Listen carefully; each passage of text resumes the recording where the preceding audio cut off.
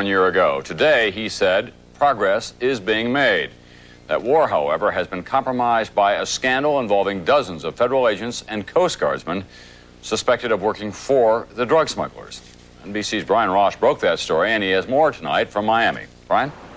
Tom, NBC News has learned that a still-secret FBI investigation, codenamed Operation Cogent, has uncovered evidence of an ongoing, well-organized corruption ring at this Coast Guard base in Miami Beach and at other bases as far away as Boston.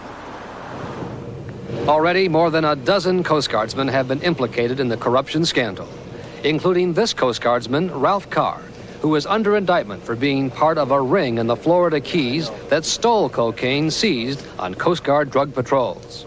Carr's lawyer says the young Coast Guardsman had to go along because of fear of others in the ring. In several cases, whole boatloads of Coast Guardsmen, supposedly on drug patrols, became smugglers themselves. And this former Coast Guardsman, according to authorities, was murdered just before he was to testify about Coast Guard corruption. It wasn't until this small-time cocaine dealer in North Carolina got arrested, selling cocaine from a Coast Guard connection, that authorities realized just how bad the corruption problem was. If I wanted 100 keys, I could have got it. From the Coast Guard? From the Coast Guard. From the guys that's protecting the United States.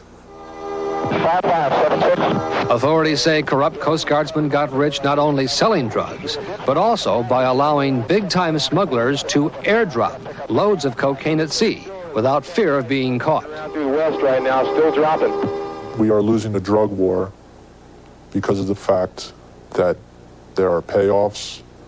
They are coming through with total security from the United States Coast Guard. This former Coast Guardsman served at the Miami Beach base until he was caught using cocaine. He is expected to be a key witness in the federal investigation, and he talked with NBC News producer Ira Silverman about what he described as a clique of Coast Guardsmen involved in drug deals. When did you become aware that corruption in the Coast Guard was really a big-time kind of thing?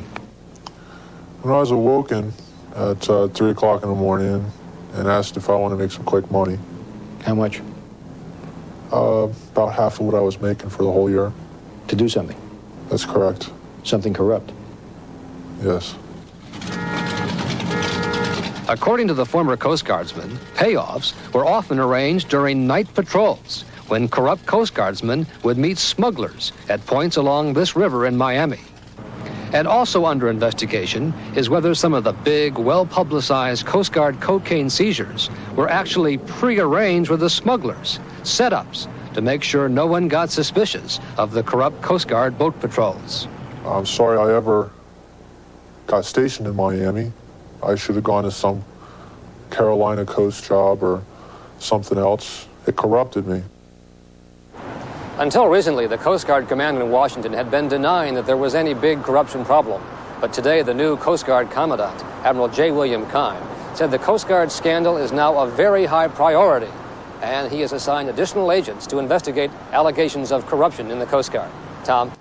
Thanks very much. Brian Ross tonight in Miami. Tomorrow, by the way, Brad Willis reports on the drug cartel's newest stomping ground, the Dominican Republic.